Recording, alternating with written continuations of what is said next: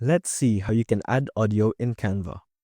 Whether you're enhancing a video or adding a soundscape to your design, the steps will guide you through the process. First up, let's open up a project.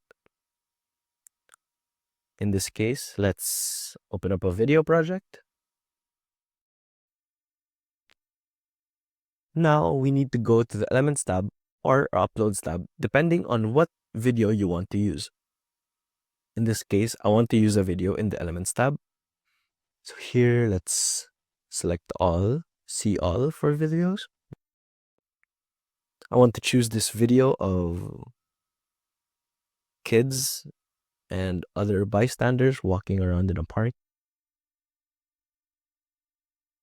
Let's change its size. And there.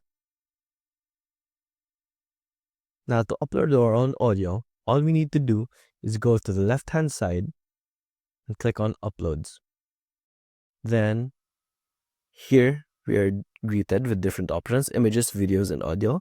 Let's select audio and upload files. In this case, I want to use this audio sample as my audio file.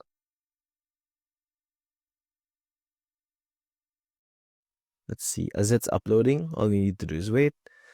Then all we need to do is drag this inside here, so we can add this to the video.